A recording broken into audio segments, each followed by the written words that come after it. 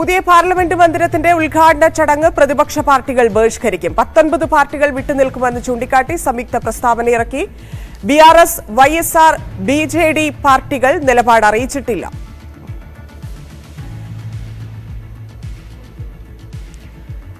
Parliament മന്ദിരത്തിന്റെ നിർമ്മാണം record വേഗത്തിൽ പൂർത്തിയാക്കിയെന്ന് കേന്ദ്ര ആഭ്യന്തരമന്ത്രി അമിത്ഷാ. ലോക്സഭാ സ്പീക്കറുടെ ചെയറിനടുത്ത് ചെങ്കോൽ സ്ഥാപിക്കുമെന്നും പ്രധാനമന്ത്രിയുടെ ദീർഘവീക്ഷണമാണ് പുതിയ മന്ദിരമെന്നും അമിത്ഷാ പറഞ്ഞു. आजादी के अमृत महोत्सव के अवसर पर देश के प्रधानमंत्री जी 28 मई को संसद का नवनिर्मित भवन राष्ट्र को समर्पित करेंगे. एक प्रकार से ये नया संसद भवन प्रधानमंत्री जी की दूरदर्शिता का प्रमाण है, जो नए भारत के निर्माण में हमारी सांस्कृतिक विरासत, परंपरा और सभ्यता को आधुनिकता से जोड़ने का एक सुंदर प्रयास है. इस नई संरचना को रिकॉर्ड समय में बनाने के लिए करीब 60,000 के आसपास श्रम योगियों ने अपना योगदान दिया है. इस अवसर पर प्रधानमंत्री जी इस सभी श्रम योगियों का सम्मान भी करेंगे. മിഥുൻ MG ചേരുന്നു. മിഥുൻ, നിലപാടിൽ ഉറച്ച കേന്ദ്രം ഇതിപ്പോ അമിത്ഷാ അത്തരത്തിലാണ് കാര്യങ്ങൾ പങ്കുവച്ചത്. ഇതിന്റെ ചരിത്രം പറയുന്നു. ഒപ്പം 28-ന് പ്രധാനമന്ത്രി തന്നെ ഉദ്ഘാടനം ചെയ്യും എന്നുള്ള കാര്യം പറയുന്നു. പക്ഷേ ചടങ്ങ് ബഹിഷ്കരിക്കുമെന്ന് പ്രഖ്യാപിച്ച് കൂടുതൽ പ്രതിപക്ഷ പാർട്ടികളും രംഗത്തെത്തുന്നു. എന്തായിരിക്കും നടക്കുന്നത്? ധന്യ, തീർച്ചയായും അതായത് ഈ പുതിയ പാർലമെന്റ് മന്ദിരത്തിന്റെ ഉദ്ഘാടനം പ്രധാനമന്ത്രി നരേന്ദ്രമോദി തന്നെ നിർവഹിക്കുമെന്നാണ് അല്പസമയത്തിന് മുമ്പ് അമിത്ഷാ വ്യക്തമാക്കുകയും ചെയ്തിരിക്കുന്നത്. ഈ ചടങ്ങിൽ എല്ലാവരെയും ക്ഷണിക്കുകയും ചെയ്തിട്ടുണ്ട്. പക്ഷേ പ്രതിപക്ഷം ഇക്കാര്യത്തിൽ നിലപാട് കടുപ്പിക്കുകയാണ്. പ്രതിപക്ഷ പാർട്ടികൾ 19 പ്രതിപക്ഷ പാർട്ടികൾ ഇതിനോടകം തന്നെ സംയുക്ത പ്രസ്താവന ഇറക്കിയിട്ടുണ്ട്. ഈ പാർലമെന്റ് മന്ദിരത്തിന്റെ ഉദ്ഘാടനത്തിൽ ബഹിഷ്കരണം ഏർപ്പെടുത്തുമെന്നുള്ള നിലപാട് അവർ അറിയിക്കുകയും ചെയ്തിട്ടുണ്ട്. കോൺഗ്രസ്, ഒപ്പം തന്നെ DMK, ആം ആദ്മി പാർട്ടി, ശിവസേന, ഉദ്ധവ് വിഭാഗം, സമാജ്വാദി പാർട്ടി, CPI, ജാർഖണ്ഡ് മുക്തി മോർച്ച, കേരള കോൺഗ്രസ് മാണി വിഭാഗം, Viduthalai Chiruthai Katchi, Rashtriya Lok Dal, Trinamool Congress, Janata Dal United, National Congress Party, NCP, Communist Party of India, Rashtriya Janata Dal, Indian Union Muslim League, National Conference Party, Revolutionary Socialist Party തുടങ്ങി ദ്രാവിഡ മുന്നേറ്റ കഴകം തുടങ്ങിയ പാർട്ടികളൊക്കെ, അങ്ങനെ 19 പാർട്ടികളാണ് നിലവിൽ നിലപാട് അറിയിക്കുകയും ചെയ്തിട്ടുണ്ട്. ഒപ്പം തന്നെ BRS, YSR, BJD അടക്കമുള്ള പാർട്ടികൾ ഇതിനോടകം തന്നെ ഈ നിലപാട് അവരുടെ വ്യക്തമാക്കിയിട്ടില്ല. എന്തായാലും അല്പസമയത്തിനകം തന്നെ ഈ പാർട്ടികളുടെയും നിലപാട് വ്യക്തമാകുമെന്നാണ് നമ്മൾ പ്രതീക്ഷിക്കുന്നത്. അങ്ങനെയെങ്കിൽ സംയുക്ത പ്രതിപക്ഷ പാർട്ടികൾ ഈ ഒരു പാർലമെന്റ് മന്ദിര ഉദ്ഘാടനത്തിൽ ബഹിഷ്കരണം ഏർപ്പെടുത്തുമെന്നുള്ളതാണ് ഏറ്റവും ശ്രദ്ധേയമായ കാര്യം. അതേസമയം അല്പസമയത്തിന് മുമ്പ് അമിത്ഷാ വ്യക്തമാക്കിയ കാര്യമുണ്ട്. അതായത് പ്രധാനമന്ത്രിയുടെ ദീർഘവീക്ഷണത്തിന്റെ അടയാളമാണ് പുതിയ പാർലമെന്റ് മന്ദിരം.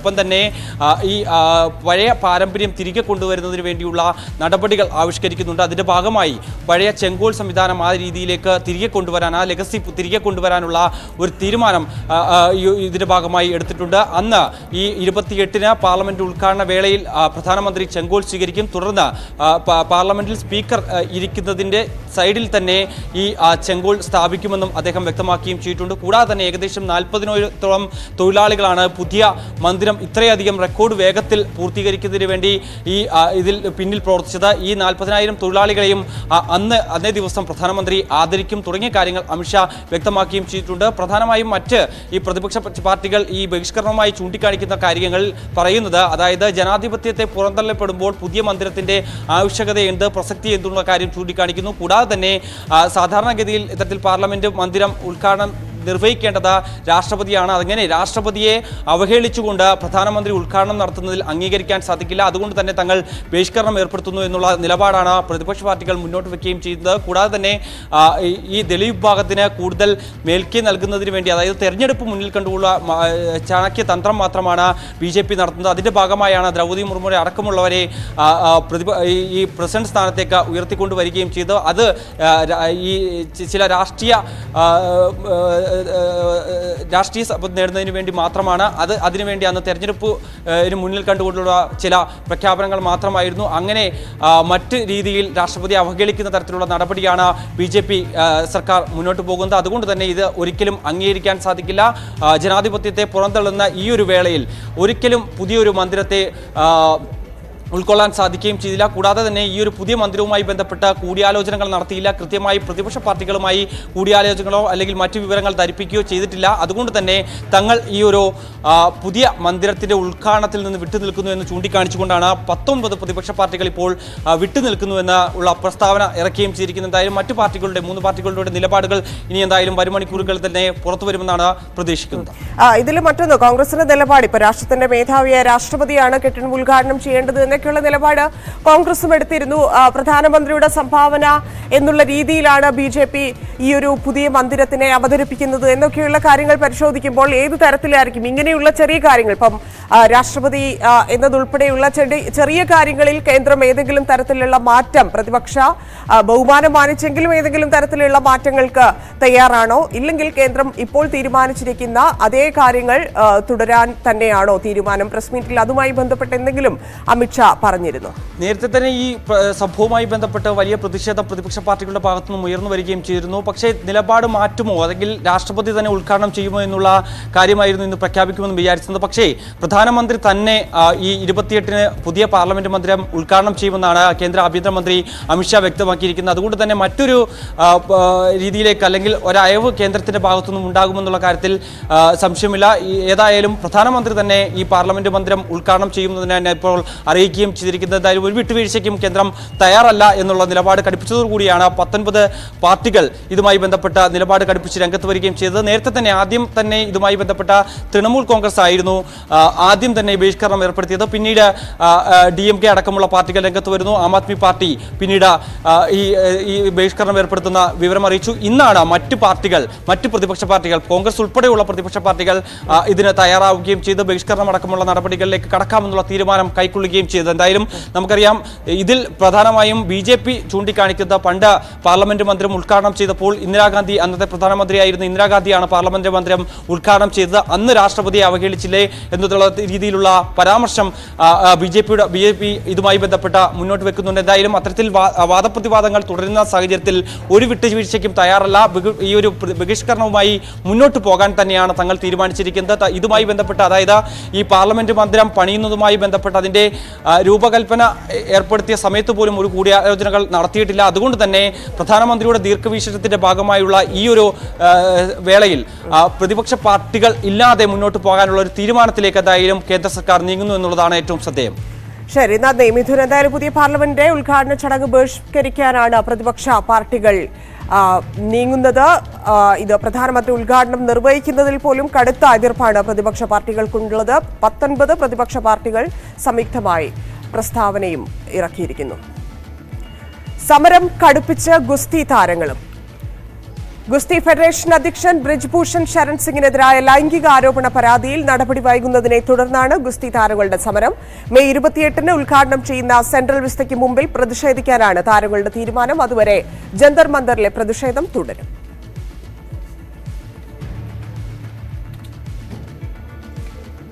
വാർത്തകൾ തുടരും, ഇടവേളയ്ക്ക് ശേഷം.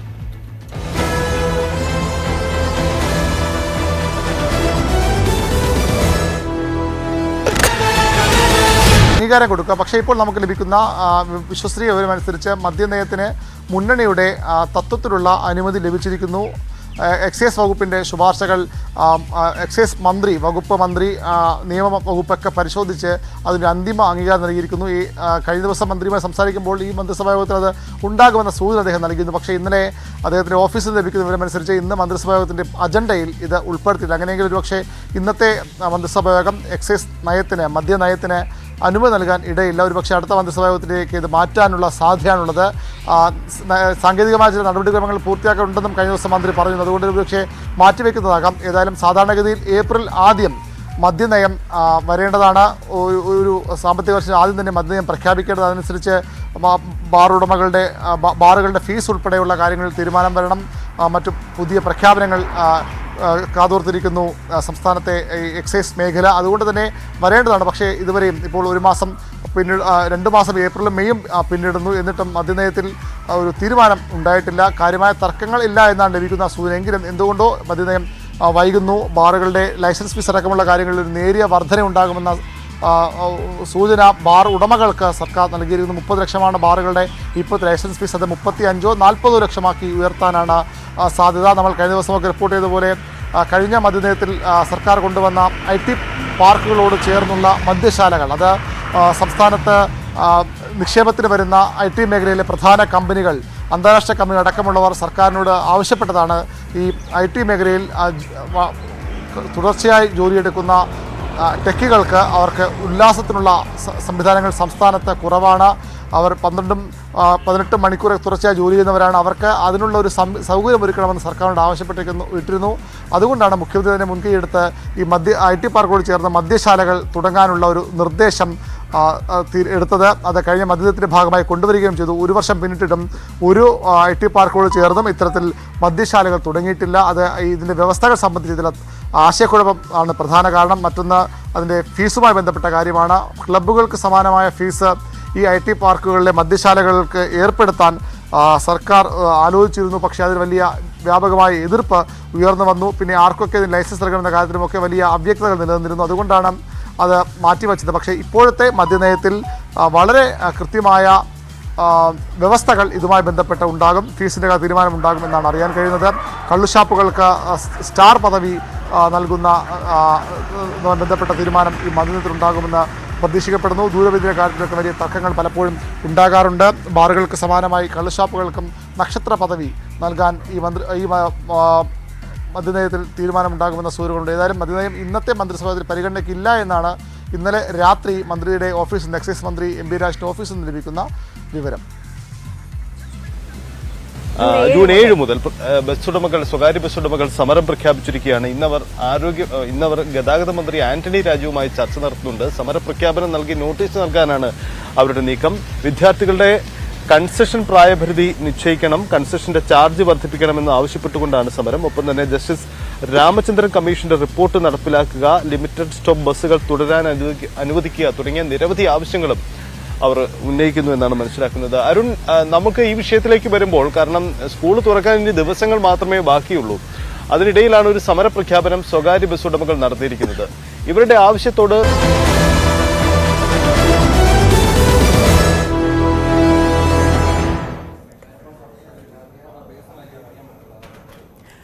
ലോക്സഭാ തെരഞ്ഞെടുപ്പ് മുന്നിൽ കണ്ട് കൊച്ചിയിലെ മാലിന്യ പ്രശ്നം സജീവ ചർച്ചയാക്കി കോൺഗ്രസ്. DCCയുടെ വാഹന പ്രചാരണ ജാഥയ്ക്ക് തുടക്കമായി. അതിനിടെ ബ്രഹ്മപുരത്ത് പുതിയ പദ്ധതികൾ കൊച്ചി കോർപ്പറേഷൻ പ്രഖ്യാപിച്ചു. കൊച്ചി കോർപ്പറേഷനിൽ മാത്രമല്ല UDF ഭരിക്കുന്ന നഗരസഭകളിലും മാലിന്യ പ്രശ്നം രൂക്ഷമാണെന്ന വാദമുയർത്തി പ്രതിരോധിക്കാനാണ് CPM നീക്കം. ബ്രഹ്മപുരത്തെ മാലിന്യപ്പുക അണഞ്ഞുവെങ്കിലും രാഷ്ട്രീയ പാർട്ടികൾക്കിടയിൽ ഇപ്പോഴും കത്തിപ്പടരുകയാണ് കൊച്ചിയിലെ എക്കാലത്തെയും തീരാദുരിതമായ മാലിന്യ പ്രശ്നം. ബ്രഹ്മപുരത്തിനു പകരം മറ്റൊരു പദ്ധതി കോർപ്പറേഷൻ ആസൂത്രണം ചെയ്യുകയാണെങ്കിലും വരാനിരിക്കുന്ന ലോക്സഭാ തെരഞ്ഞെടുപ്പ് മുന്നിൽ കണ്ട് മാലിന്യ പ്രശ്നം സജീവ ചർച്ചയാക്കി നിലനിർത്തുകയാണ് കോൺഗ്രസ്. DCC പ്രസിഡന്റ് മുഹമ്മദ് ഷിയാസിന്റെ നേതൃത്വത്തിൽ വാഹന പ്രചാരണ ജാഥയ്ക്ക് തുടക്കമായി. കൊച്ചി കോർപ്പറേഷന്റെ വിവിധ ഭാഗങ്ങളിലൂടെ സഞ്ചരിക്കുന്ന ജാഥ തിരുവഞ്ചൂർ രാധാകൃഷ്ണനാണ് ഉദ്ഘാടനം ചെയ്തത്. എന്നാൽ കോൺഗ്രസിന്റെ വാഹന പ്രചരണ ജാഥയ്ക്ക് LDFന്റെ മറുപടി ഇങ്ങനെ: ഈ തൃക്കാക്കര ആരാ ഭരിക്കണത്? ചേരാനല്ലൂർ ആരാ ഭരിക്കണത്? കളമശ്ശേരി ആരാ ഭരിക്കണത്? ഞാൻ പറഞ്ഞ ഇതൊന്നും പൊളിറ്റിക്കലായിട്ട് നമുക്ക് ടേക്കപ്പ് ചെയ്യാൻ കഴിയുന്ന ഒരു കാര്യമല്ല. കാരണം ഇത് എന്തിനാണ് നമ്മുടെ 2 മന്ത്രിമാര് വന്ന് നമ്മുടെ പ്രതിപക്ഷ നേതാവ് ഉൾപ്പെടെയുള്ള ആളോട് ചർച്ച ചെയ്തെന്തിനാ? MP MLA-മാരോടൊക്കെ ചർച്ച ചെയ്തെന്തിനാ? ഈ കാര്യത്തിൽ ഒരു കക്ഷി രാഷ്ട്രീയത്തിന്റെ അടിസ്ഥാനത്തിൽ പോകരുതെന്നുള്ളത് കൊണ്ടാണ്. ഇത് ഇപ്പൊ ഞാൻ ചോദിക്കട്ടെ, ഇപ്പൊ കൊച്ചി കോർപ്പറേഷന്റെ ബ്രഹ്മപുരം പ്ലാന്റ് പ്രതിസന്ധിയിലായപ്പോ ഈ ചുറ്റുമുള്ള എല്ലാ തദ്ദേശ സ്വയംഭരണ സ്ഥാപനങ്ങളും പ്രതിസന്ധിയിലായില്ലേ? അപ്പൊ ഒരു കാര്യം ഉറപ്പല്ലേ, അവിടെ മാലിന്യം സംസ്കരിക്കുന്നതും അതിനെ ആശ്രയിച്ചിരുന്നതും കൊച്ചി മാത്രമല്ലല്ലോ. അതിലെന്തെങ്കിലും പ്രശ്നങ്ങൾ ഉണ്ടായിരുന്നെങ്കിൽ കൊച്ചി മാത്രമല്ലല്ലോ, എല്ലാവർക്കും അതിൽ ബാധ്യസ്ഥയില്ലേ? 31-ന് വാഹന പ്രചരണ ജാഥ അവസാനിക്കും. K. മുരളീധരനാണ് സമാപന സമ്മേളനം ഉദ്ഘാടനം ചെയ്യുക. ബ്രഹ്മപുരം തീപിടുത്തത്തിനു ശേഷം മാലിന്യ നീക്കം പുനഃസ്ഥാപിച്ചുവെങ്കിലും പലയിടങ്ങളിലും ഇപ്പോഴും കെട്ടിക്കിടക്കുകയാണ്. ജൂൺ 4-ന് മൺസൂൺ എത്തുന്നതോടെ നീക്കം പ്രതിസന്ധിയിലായേക്കും. ഇത് മുന്നിൽ കണ്ടാണ് കോൺഗ്രസിന്റെ രാഷ്ട്രീയ നീക്കം. ന്യൂസ് 18 കൊച്ചി. പൊന്നമ്പലമേട്ടിൽ കടന്നുകയറി പൂജ നടത്തിയ സംഭവത്തിൽ പോലീസിനോട് വിശദമായി അന്വേഷിക്കാൻ ഹൈക്കോടതി നിർദ്ദേശം. നിരീക്ഷണ ക്യാമറകൾ സ്ഥാപിക്കാനും കോടതി നിർദ്ദേശിച്ചു. 3 പേരെ അറസ്റ്റ് ചെയ്തതായി പോലീസ് കോടതിയെ അറിയിച്ചു. സുവി വിശ്വനാഥൻ ചേരുന്നു. സുവി, കേസിൽ എന്താണ് കോടതി നിർദ്ദേശിച്ചിരിക്കുന്നത്?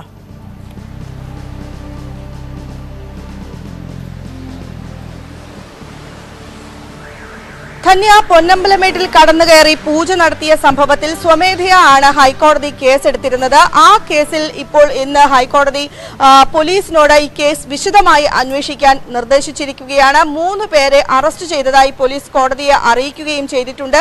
ഒപ്പം തന്നെ പൊന്നമ്പലമേട്ടിൽ നിരീക്ഷണ ക്യാമറകൾ ഏർപ്പെടുത്തേണ്ട കാര്യവും കോടതി പറഞ്ഞു. ഇനി മുതൽ നിരീക്ഷണ ക്യാമറകൾ പൊന്നമ്പലമേട്ടിൽ ഉണ്ടായിരിക്കണം എന്നൊരു നിർദ്ദേശവും ഹൈക്കോടതിയുടെ ഭാഗത്ത് നിന്ന് ഉണ്ടായിരിക്കുകയാണ്. ഹൈക്കോടതിയുടെ ദേവസ്വം ബെഞ്ചാണ് ഈ കേസ് പരിഗണിച്ചത്. ശബരിമല സ്പെഷ്യൽ കമ്മീഷണറുടെ കൂടെ റിപ്പോർട്ടിന്റെ അടിസ്ഥാനത്തിലായിരുന്നു സ്വമേധയാ ഹൈക്കോടതി ഈ കേസ് ഏറ്റെടുത്തത്. പൊന്നമ്പലമേട്ടിൽ കടന്നുകയറി പൂജ നടത്തിയ സംഭവം ന്യൂസ് 18 ആണ് പുറത്തു കൊണ്ടുവരുന്നത്. ന്യൂസ് 18 പുറത്തു കൊണ്ടുവന്ന വാർത്തയ്ക്ക് പിന്നാലെ വനം വകുപ്പിലെ ഉദ്യോഗസ്ഥരെ ഉൾപ്പെടെ പോലീസ് അറസ്റ്റ് ചെയ്യുന്ന ഒരു സാഹചര്യം കൂടി ഉണ്ടായി. ഏതായാലും അതീവ സുരക്ഷാ വീഴ്ചയായിട്ട് തന്നെയാണ് ഇതിനെ ഹൈക്കോടതിയും കാണുന്നത്. ഗൗരവത്തോടു കൂടിയാണ് ഈ വിഷയം കാണുന്നത്. ഈ വിഷയത്തിൽ സർക്കാരിനോടും തിരുവിതാംകൂർ ദേവസ്വം ബോർഡിനോടും വിശദീകരണം തേടാനും ഹൈക്കോടതി നേരത്തെ തീരുമാനിച്ചിരുന്നു. ഏതായാലും പൊന്നമ്പലമേട്ടിൽ നിരീക്ഷണ ക്യാമറകൾ സ്ഥാപിക്കണം എന്നാണ് ഹൈക്കോടതിയിൽ നിന്ന് ഇന്ന് ഉണ്ടായിരിക്കുന്ന ഉത്തരവ്. ഒപ്പം തന്നെ കേസ് വിശദമായി അന്വേഷിക്കാനും ഹൈക്കോടതിയുടെ ദേവസ്വം ബെഞ്ച് ഉത്തരവ് പുറപ്പെടുവിച്ചിരിക്കുകയാണ്. കന്യ. എസ്.ടി. പ്രൊമോട്ടർമാരായി പാർട്ടി അനുഭാവികൾക്ക് മാത്രം ജോലി നൽകണമെന്ന ശബ്ദരേഖയെ തള്ളി ആദിവാസി ക്ഷേമ സമിതി. സംഘടനയുടെ നിലപാടല്ല ശബ്ദരേഖയിൽ പറയുന്നത് എന്നാണ് AKSന്റെ വാദം. സർക്കാരിനെ കരിവാരി തേക്കാനും ആദിവാസികൾക്കിടയിൽ സംഘടനയ്ക്കുള്ള സ്വാധീനം ഇല്ലാതാക്കാനും ബോധപൂർവമായി ശ്രമം നടത്തുന്നുവെന്നും AKS സംസ്ഥാന ഭാരവാഹികൾ ആരോപിച്ചു. എന്നാൽ ശബ്ദരേഖയിലൂടെ പ്രവർത്തകർക്ക് നിർദ്ദേശം നൽകിയ ജില്ലാ നേതാവിനെതിരെ നടപടിയെടുക്കുമോ എന്ന കാര്യത്തിൽ AKS നിലപാട് വ്യക്തമാക്കിയിട്ടില്ല. മണ്ണാർക്കാട് കൈക്കൂലി കേസിൽ അറസ്റ്റിലായ വില്ലേജ് അസിസ്റ്റന്റ് സുരേഷ് കുമാർ റിമാൻഡിൽ. അടുത്ത മാസം 7 വരെയാണ് തൃശൂർ വിജിലൻസ് കോടതി റിമാൻഡ് ചെയ്തത്. സംഭവത്തിൽ തഹസിൽദാർ പാലക്കാട് ജില്ലാ കലക്ടർക്ക് റിപ്പോർട്ട് നൽകി. റിപ്പോർട്ടിന്റെ അടിസ്ഥാനത്തിൽ സുരേഷിനെതിരെ തുടർ നടപടിയുണ്ടാകും. സംഭവത്തിൽ റവന്യൂ മന്ത്രി കെ രാജൻ ഉന്നതതല അന്വേഷണം പ്രഖ്യാപിച്ചു. പണത്തിനു പുറമെ സുരേഷ് കുമാറിന്റെ മുറിയിൽ നിന്ന് തേനും കുടംപുളിയും കണ്ടെടുത്തു. കടമലയിലെ കാട്ടുപോത്തിന്റെ ആക്രമണത്തിൽ സർക്കാർ വകുപ്പുകൾക്കെതിരെ വിമർശനം തുടർന്ന് ജോസ് കെ മാണി. പോലീസിനും വനംവകുപ്പിനുമെതിരെ പ്രസ്താവന ഇറക്കിയ ജോസ് കെ മാണി പൊതുപരിപാടികളിലും നിലപാട് തുടരുകയാണ്.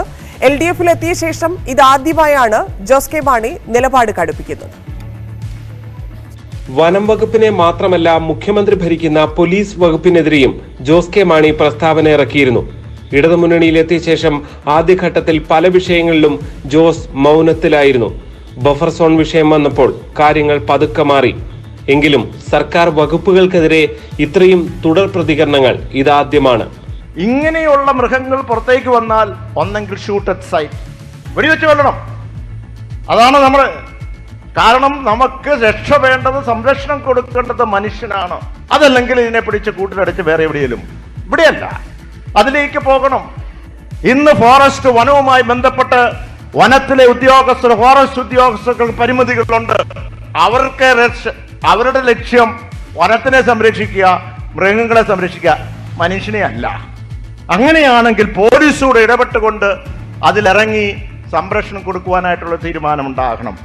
കത്തോലിക്ക സഭ ഉൾപ്പെടെ സർക്കാരിനെതിരെ കടുത്ത നിലപാട് തുടരുന്നതും ജോസിന് സമ്മർദ്ദമായിട്ടുണ്ട്. ജോസഫ് വിഭാഗം പോലും സംസ്ഥാന തലത്തിൽ കടുത്ത പ്രതിഷേധം നടത്താതെ നിൽക്കുമ്പോഴാണ് ജോസിന്റെ വിമർശനങ്ങൾ. കേട്ടിട്ടുണ്ടോ?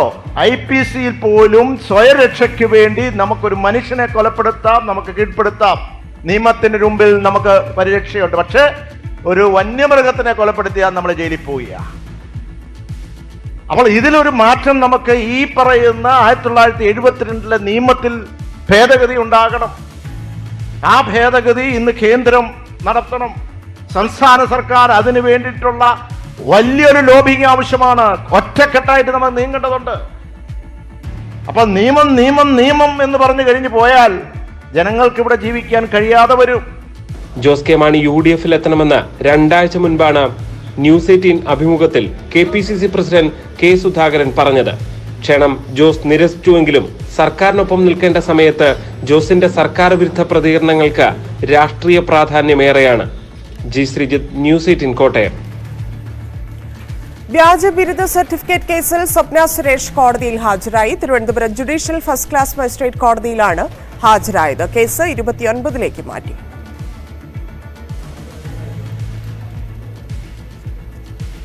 വാർത്തകൾ തുടരും, ഇടവേളയ്ക്ക് ശേഷം.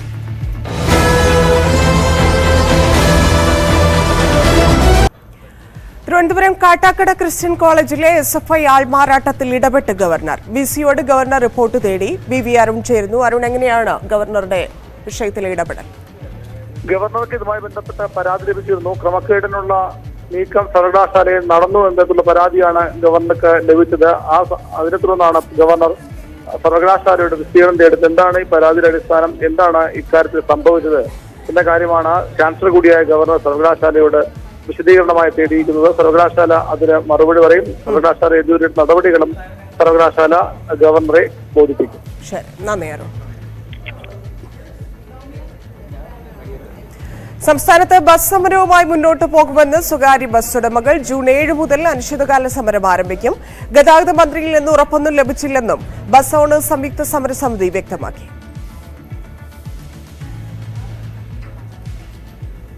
ഞങ്ങളെ സംബന്ധിച്ച് ഞങ്ങൾ ഈ സർക്കാരിനോട് പറയുന്ന കാര്യം, ഞങ്ങൾ വിദ്യാർത്ഥികൾക്ക് യാത്രാ സൗജന്യം അനുവദിച്ചു കൊടുക്കുന്നു. ഞങ്ങൾക്ക് ഒരു തരത്തിലുള്ള ആനുകൂല്യം തരുന്നില്ല. ഇവിടെ +2 വരെയുള്ള വിദ്യാർത്ഥികൾക്ക് കൺസെഷൻ കൊടുക്കുന്നു എന്ന പേരിൽ KSRTC എത്ര പേർക്ക് കൊടുക്കുന്നുണ്ടെന്ന് നിങ്ങൾക്ക് പരിശോധിക്കാം. കൊടുക്കുന്നുണ്ടെന്നുള്ള പേരിൽ കഴിഞ്ഞ 10 വർഷത്തെ വാഹന നികുതി KSRTC സർക്കാർ ഒഴിവാക്കി കൊടുത്തിരിക്കുക. അപ്പം ഞങ്ങൾക്ക് ഒരു തരത്തിലുള്ള ആനുകൂല്യങ്ങൾ തരില്ല.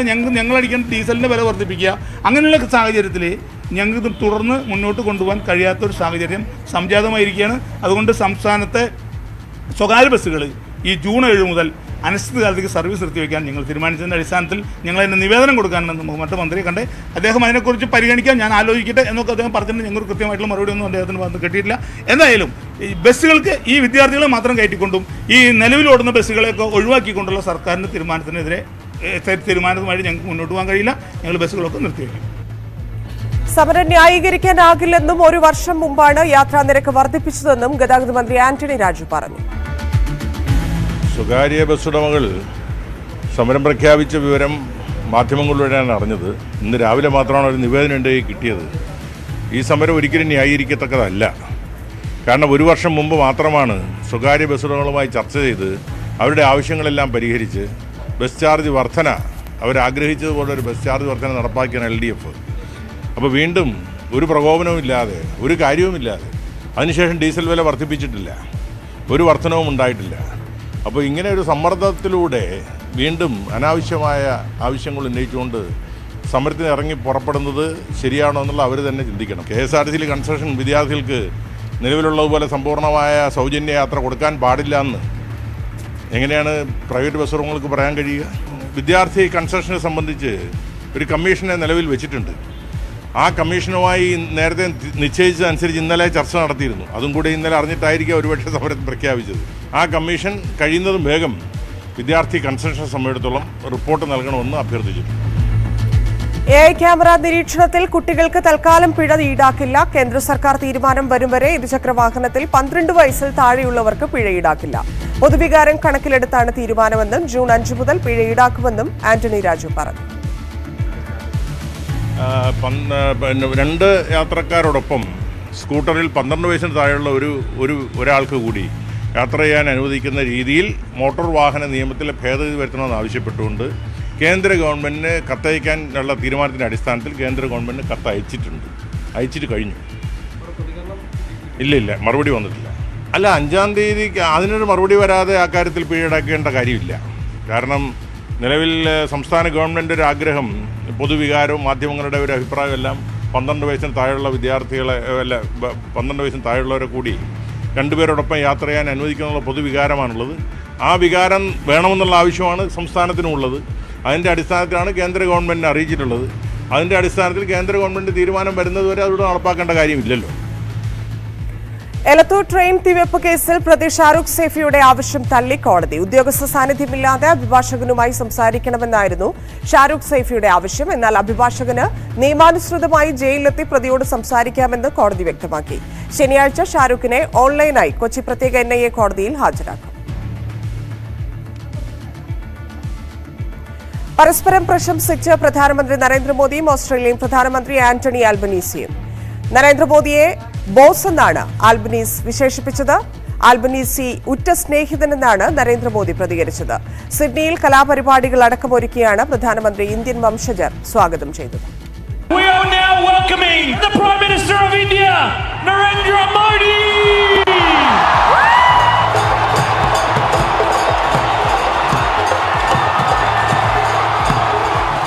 സിഡ്നിയിൽ പ്രധാനമന്ത്രി നരേന്ദ്രമോദിക്ക് ഊഷ്മളമായ സ്വീകരണമാണ് ഇന്ത്യൻ സമൂഹം ഒരുക്കിയത്. പ്രശസ്ത റോക്ക് സ്റ്റാർ ബ്രൂസ് സ്പ്രിങ്സ്റ്റീൻ ഓസ്ട്രേലിയയിലെത്തിയപ്പോൾ ലഭിച്ചതിനേക്കാൾ മികച്ച സ്വീകരണമാണ് പ്രധാനമന്ത്രിക്ക് ലഭിച്ചതെന്ന് പറഞ്ഞ ആന്റണി ആൽബനീസി നരേന്ദ്രമോദി ബോസാണെന്നും അഭിപ്രായപ്പെട്ടു. ഓസ്ട്രേലിയയിലെ ഇന്ത്യൻ സമൂഹത്തിന് വളർച്ച സന്തോഷിപ്പിക്കുന്നു. ഈ ചെറിയ ഇന്ത്യയെ തിരിച്ചറിഞ്ഞതിൽ വലിയ സന്തോഷമുണ്ടെന്നും പരസ്പര വിശ്വാസവും ബഹുമാനവുമാണ് ഇന്ത്യ ഓസ്ട്രേലിയ ബന്ധത്തിന് ആധാരമെന്നും ആൽബനീസി കൂട്ടിച്ചേർത്തു. I said to my friend the Prime Minister before, the last time I saw someone on the stage here was Bruce Springsteen, and he didn't get the welcome that Prime Minister Modi has got.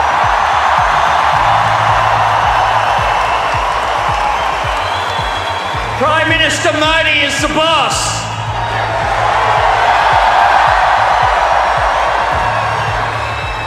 ഉറ്റ സുഹൃത്തെന്ന് വിശേഷിപ്പിച്ചാണ് ആൽബനീസിയുടെ വിശേഷണങ്ങൾക്ക് നരേന്ദ്രമോദി മറുപടി നൽകിയത്.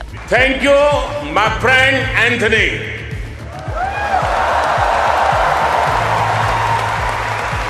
ये little India Australia के विकास में भारतीय समुदाय के योगदान का भी एक recognition है. 9 വർഷത്തിനിടെ ഇത് രണ്ടാം തവണയാണ് നരേന്ദ്രമോദി ഓസ്ട്രേലിയയിൽ സന്ദർശനം നടത്തിയത്. News desk, news 18. ഓസ്ട്രേലിയയിലെ ക്ഷേത്രങ്ങൾക്ക് നേരെ അടുത്തിടെയുണ്ടായ ആക്രമണങ്ങളിൽ ഇന്ത്യയുടെ ആശങ്കകൾ ഉന്നയിച്ച പ്രധാനമന്ത്രി. ഖാലിസ്ഥാൻ അനുകൂല സംഘടനകളുടെ പ്രവർത്തനങ്ങൾ സംബന്ധിച്ച് നരേന്ദ്രമോദി ഓസ്ട്രേലിയൻ പ്രധാനമന്ത്രിയുമായി ചർച്ച നടത്തി. ഭാവിയിൽ ഇത്തരം ഘടകങ്ങൾക്കെതിരെ കർശന നടപടിയെടുക്കുമെന്ന് പ്രധാനമന്ത്രി ഉറപ്പ് നൽകി. ഉഭയകക്ഷി വ്യാപാര ബന്ധങ്ങൾ ഗണ്യമായി വിപുലീകരിക്കാൻ സമഗ്ര സാമ്പത്തിക സഹകരണ കരാറിൽ ശ്രദ്ധ കേന്ദ്രീകരിക്കാൻ ഇരു പ്രധാനമന്ത്രിമാരും നടത്തിയ ചർച്ചകളിൽ തീരുമാനമായി.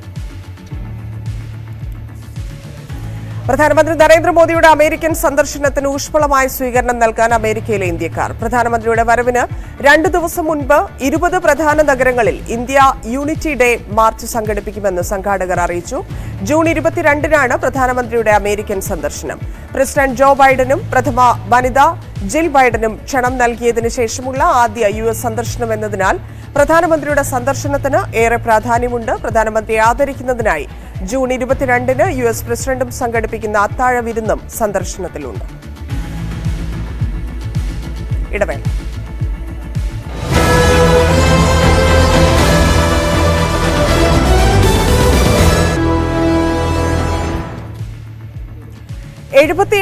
ത്തിലധികം കുട്ടികളാണ് മലപ്പുറം ജില്ലയിൽ മാത്രം ഉപരിപഠനത്തിന് യോഗ്യത നേടിയത്. ജില്ലയിൽ നിലവിലെ കണക്ക് പ്രകാരം 47,000 +1 സീറ്റുകളാണുള്ളത്. മലബാറിലെ മറ്റ് ജില്ലകളിലും പ്രവേശനം നേടാവുന്ന സീറ്റുകളുടെ എണ്ണത്തിൽ കുറവുണ്ടായേക്കും. ഹയർ സെക്കൻഡറി VHSC ഉൾപ്പെടെ മലപ്പുറം ജില്ലയിലെ +1 മെറിറ്റ് സീറ്റുകളുടെ എണ്ണം 44,740 മാത്രമാണ്. 77,827 പേരാണ് ഇത്തവണ 10ാം ക്ലാസ് വിജയിച്ച് ഉപരിപഠനത്തിന് യോഗ്യത നേടിയത്. പോളിടെക്നിക്, ITI അടക്കം ഉപരിപഠന സാധ്യതകൾ എല്ലാം ഉപയോഗിച്ചാലും 47,224 സീറ്റുകളാണ് ഉണ്ടാവുക.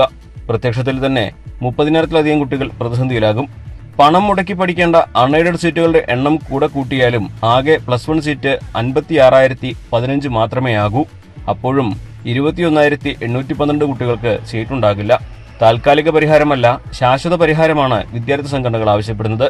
മലബാറിലെ മറ്റ് ജില്ലകളിലും സമാന പ്രതിസന്ധിയുണ്ടെന്നും MSF പറയുന്നു. പ്രതിസന്ധി പഠിച്ച് പരിഹാരം കാണാൻ സർക്കാർ നിശ്ചയിച്ച കാർത്തികേയൻ കമ്മീഷൻ റിപ്പോർട്ട് നടപ്പാക്കണമെന്നും MSF ആവശ്യപ്പെടുന്നു.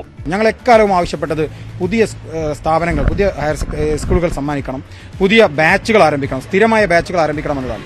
സർക്കാർ ചില പൊടിക്കൈകളാണ്. കഴിഞ്ഞ വർഷം ഉണ്ടായിരുന്ന അധിക ബാച്ചുകൾ ഞങ്ങൾ ഇത്തവണ നിലനിർത്തുന്നു എന്നാണ്. ഞങ്ങൾക്ക് അങ്ങനെ അധിക ബാച്ച് വേണ്ട. അങ്ങനെ സർക്കാർ വെച്ച് നിർത്തുന്നത് ഏറ്റുവാങ്ങേണ്ടവരല്ല മലപ്പുറത്തുകാരും മലബാറുകാരൊക്കെ. ഞങ്ങളെല്ലാവരെയും പോലെ നികുതി കൊടുക്കുന്നവരും കേരളത്തിലെ പൊതുജനത്തിന്റെ ഭാഗമായി നിൽക്കുന്നവരുമാണ്. അവകാശപ്പെട്ട സീറ്റുകൾ നൽകാൻ സർക്കാർ തയ്യാറാക്കണം. ഇനി ഞങ്ങൾ ഈ സമ്മേളനങ്ങൾക്കൊക്കെ ശേഷം ശക്തമായ സമരത്തിലേക്ക് ഇറങ്ങാൻ വേണ്ടി പോവുകയാണ്. കാർത്തികേയൻ കമ്മീഷൻ റിപ്പോർട്ട് പുറത്തുവിടണം. ആവശ്യത്തിനനുസൃതമായ സീറ്റുകൾ മലപ്പുറത്തെന്നല്ല, മലബാറിലെന്നല്ല, കേരളത്തിലെ മുഴുവൻ വിദ്യാർത്ഥികൾക്കും പഠിക്കാനുള്ള സൗകര്യം കൊടുക്കാൻ സർക്കാരിന് ബാധ്യതയുണ്ട് എന്ന് ഞങ്ങൾ വിശ്വസിക്കുന്നു. സേ പരീക്ഷാ ഫലങ്ങളെത്തുമ്പോൾ വിജയിച്ചവരുടെ എണ്ണം ഇനിയും കൂടും. CBSE, ICSE സിലബസുകളിൽ നിന്നായി കേരള സിലബസിലേക്ക് മാറുന്നവർ കൂടിയാകുമ്പോൾ പ്രതിസന്ധി അതിരൂക്ഷമാകും. കൂടുതൽ ബാച്ചുകൾ അനുവദിച്ച് പ്രശ്നത്തിന് ശാശ്വത പരിഹാരം കാണണമെന്ന ആവശ്യം മുൻ വർഷങ്ങളെക്കാൾ ശക്തമായിട്ടാണ് ഇക്കുറി ഉയരുന്നത്. ന്യൂസ് 18 മലപ്പുറം. ബാലകേരളവുമായി സ്കൂൾ കുട്ടികളുടെ ഇടയിലേക്ക് സജീവമായി ഇറങ്ങുകയാണ് MSF. ബാലകേരളത്തിന്റെ പ്രഥമ സംസ്ഥാന സമ്മേളനം മലപ്പുറത്ത് നടന്നു. ബാലഗോകുലം ബാലസംഘം ശൈലിയിൽ ഇനി ബാലകേരളം. MSF രൂപം കൊടുത്ത ബാലകേരളത്തിന്റെ ആദ്യ സംസ്ഥാന സമ്മേളനമായ വർണ്ണോത്സവം അക്ഷരാർത്ഥത്തിൽ വ്യത്യസ്തവും MSFൽ നിന്നും ഇതുവരെ കാണാത്തതുമായിരുന്നു. പാട്ടും നാടകവും മാജിക് ഷോയും പ്രസംഗങ്ങളും എല്ലാമായി വർണ്ണോത്സവം കുട്ടികൾക്ക് ആഘോഷമായി.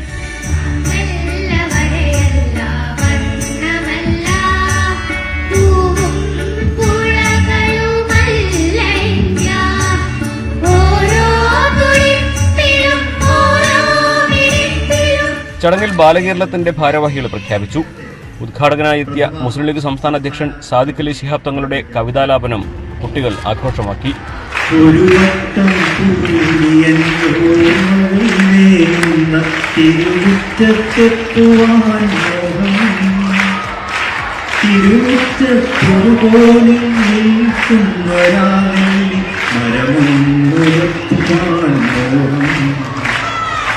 തൊടിയിലെ കിണർവെള്ളം കോരി കുടിച്ചത് മധുരമെന്നോതുവാൻ മോഹം. എന്തുകൊണ്ട് ബാലകേരളം? SFIയുടെ വഴി മാതൃകയാക്കുകയാണോ എന്നീ ചോദ്യങ്ങൾക്ക് MSF സംസ്ഥാന പ്രസിഡന്റ് PK നവാസിന്റെ മറുപടി ഇങ്ങനെ: അവരവർക്ക് അവരവരുടെ വഴിയാണ്. ഞങ്ങൾക്കിത് കാലം ആവശ്യപ്പെടുന്നു എന്ന് ഞങ്ങളുടെ തോന്നൽ, ഞങ്ങളുടെ ചർച്ചകൾ, കാലം ആവശ്യപ്പെടുന്ന ഒരു പദ്ധതിയെ എന്നും മുന്നോട്ട് വെച്ചിട്ടുള്ളതാണ് MSF. അതുകൊണ്ട് തന്നെ ഈ പുതിയ കാലത്ത് ഇത് അനിവാര്യമാണ് എന്ന ഞങ്ങളെ തോന്നലാണ്. മറ്റാരെയും മാതൃകയാക്കുകയല്ല, കാലത്തിന് അനിവാര്യതയ്ക്ക് ഒരു ഉത്തരം നൽകുകയാണ് യഥാർത്ഥത്തിൽ MSF ചെയ്തിട്ടുള്ളത്.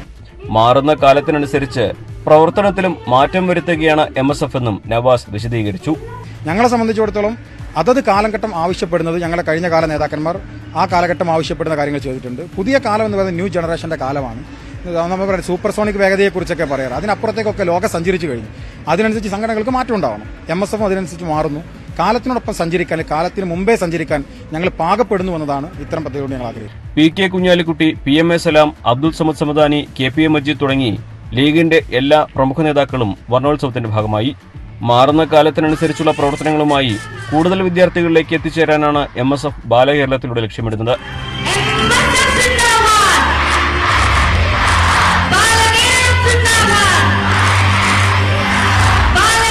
ന്യൂസ് 18 മലപ്പുറം.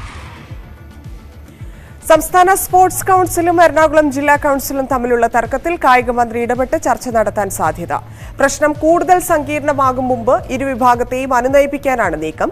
തർക്കം പ്രതിപക്ഷം ആയുധമാക്കുന്നതിനാൽ അടിയന്തര ഇടപെടൽ വേണമെന്ന് CPM-നകത്തും അഭിപ്രായമുണ്ട്. തനിക്കെതിരെ അപകീർത്തിപരമായ പരാമർശങ്ങൾ നടത്തിയെന്നാരോപിച്ച് സംസ്ഥാന സ്പോർട്സ് കൌൺസിൽ മുൻ പ്രസിഡന്റ് ഒളിമ്പ്യൻ മേഴ്സിക്കുട്ടനെതിരെ PV ശ്രീനിജൻ MLA നിയമ നടപടികൾക്കൊരുങ്ങുകയാണ്. അതിനു മുൻപ് ഏതു വിധേനയും വിഷയം അവസാനിപ്പിക്കാനാണ് ശ്രമം. സംസ്ഥാന സ്പോർട്സ് കൌൺസിലിന്റെ നടപടികൾ പ്രതിഷേധിച്ച് കായിക മന്ത്രിക്ക് ജില്ലാ സ്പോർട്സ് കൌൺസിൽ പ്രസിഡന്റ് കൂടിയായ PV ശ്രീനിജൻ കത്ത് നൽകിയതാണ്. വിഴിഞ്ഞത്തെ പള്ളിമുറ്റത്തെ ഈന്തപ്പനക്കുലകൾ കൗതുകമാകുന്നു. ദക്ഷിണ കേരള മഹാ ഇടവക പെരിങ്ങമല ഡിസ്ട്രിക്റ്റിന്റെ കീഴിലുള്ള വെങ്ങാനൂർ വെണ്ണിയൂർ മെറ്റീർപുരം CSI പള്ളിയുടെ മുറ്റത്താണ് ഈന്തപ്പന കാഴ്ച നൽകുന്നത്. 6 വർഷം മുൻപ് രാജസ്ഥാനിൽ നിന്നും എത്തിച്ച 6 ഈന്തപ്പനകളിലൊന്നാണ് ഈ വർഷം കായ്ച്ചത്. 10,000 രൂപ നിരക്കിൽ വാങ്ങി നട്ട ഈന്തപ്പനകളാണ് പള്ളിമുറ്റത്തുള്ളത്. അന്നത്തെ ഇടവക വികാരി ഫാദർ ഷൈനിന്റെ താൽപര്യത്തിന് വിശ്വാസികൾ കൂട്ടുനിൽക്കുകയായിരുന്നു. കുറച്ചുപേർ സംഭാവന നൽകാൻ സന്നദ്ധമായതോടെയാണ് ഈന്തപ്പനകൾക്ക് പള്ളിമുറ്റത്ത് വേരോടാൻ വഴിയൊരുങ്ങിയത്. JCBയുടെ സഹായത്തോടെ കുഴിയെടുത്ത് നട്ട ഈന്തപ്പനകൾക്ക് ഇപ്പോൾ 2 ആൾ പൊക്കം ഉയരം വെച്ചു. ഇപ്പോഴത്തെ വികാരി ഫാദർ സുജിത് സുഗതന്റെ നേതൃത്വത്തിൽ ഇടവകാംഗങ്ങളായ A. Justin, Rajamani, KK Shajil, SR Binu എന്നിവർ പരിചരണം നടത്തി വരികയാണ്. ഞങ്ങൾ പുതിയ പള്ളി സ്ഥാപിച്ചപ്പോൾ ഇവിടുത്തെ കുറച്ച് വ്യക്തികൾ ആ പള്ളിയുടെ മനോഹാരിത വർദ്ധിപ്പിക്കാൻ വേണ്ടി രാജസ്ഥാനിൽ നിന്ന് ഒരു ഏജൻറ്റ് വഴി നമുക്ക് 6 വർഷം മുമ്പ് ഇവിടെ എത്തിച്ചതാണ്. ഇവിടെ എത്തിക്കുന്നതിന് മുമ്പും ഈ പനയ്ക്ക് നല്ല പഴക്കമുണ്ട്. ഇവിടെ നട്ടതിന് ശേഷം ഇത് 6 വർഷം പിന്നിടുകയാണ്. പക്ഷേ ഇപ്പോൾ അതിന് മനോഹരമായ അതിൽ ഫലം വന്നിരിക്കുന്നു. അത് കാണുമ്പോൾ ഞങ്ങൾക്ക് വലിയ സന്തോഷമുണ്ട്. കേരളത്തിൽ പലയിടത്തും പന ഉണ്ട്, അത് ഫലം കായ്ക്കുന്നു മനസ്സിലാക്കുന്നു. എങ്കിലും ഒരു ആലയത്തിൻ്റെ മുമ്പിൽ പ്രത്യേകിച്ച് മുൻവശത്ത് തന്നെ അത് കാഴ്ച നിൽക്കുന്നത് നമുക്ക് വളരെ കൗതുകം തോന്നുന്നുണ്ട്. നിങ്ങൾക്ക് ഒരുപക്ഷെ വന്ന് കാണാം. വളരെ മനോഹരമാണ്. ആഴ്ചയിൽ 4 തവണ നനയ്ക്കും. ചാണകപ്പൊടി, എല്ലുപൊടി എന്നിവയാണ് വളമായി നൽകുന്നത്. ഈന്തപ്പന കായ്ച്ചതറിഞ്ഞ് നിരവധി പേരാണ് പള്ളിമുറ്റത്തെത്തുന്നത്. ന്യൂസ് 18 തിരുവനന്തപുരം. IPL എലിമിനേറ്റർ പോരാട്ടത്തിൽ മുംബൈ ഇന്ത്യൻസ് ലക്നൌ സൂപ്പർ ജയൻസിനെ നേരിടും. വൈകിട്ട് 7:30-ക്കാണ് മത്സരം. ജയിക്കുന്നവർ 2ാം ക്വാളിഫയറിൽ വെള്ളിയാഴ്ച ഗുജറാത്തിനെ നേരിടും. തോൽക്കുന്നവർക്ക് പുറത്താകുമെന്നതിനാൽ മുംബൈക്കും ലക്നൌവിനും ജീവൻ മരണ പോരാട്ടമാണിന്ന്. അതേസമയം ആദ്യ ക്വാളിഫയറിൽ ഗുജറാത്ത് ടൈറ്റൻസിനെ 15 റൺസിന് തോൽപ്പിച്ച് ചെന്നൈ സൂപ്പർ കിങ്സ് ഫൈനലിലെത്തി. ചെന്നൈക്കെതിരെ 173 റൺസ് വിജയലക്ഷ്യവുമായി ഇറങ്ങിയ ഗുജറാത്തിന് 157 റൺസ് എടുക്കാനേ സാധിച്ചുള്ളൂ. 60 റൺസ് നേടിയ ഋതുരാജ് ഗേക്വാദാണ് ചെന്നൈയുടെ ടോപ്പ് സ്കോറർ. തോറ്റതോടെ നിലവിലെ ചാമ്പ്യന്മാരായ ഗുജറാത്തിന്റെ 2ാം ക്വാളിഫയർ എന്ന നോക്കൌട്ട് കടമ്പയിൽ എതിരാളി ആരെന്നും ഇന്നറിയാം. ഇന്നത്തെ സ്വർണം, വെള്ളി, പ്ലാറ്റിനം നിരക്കുകൾ. Tharakans royal jewellery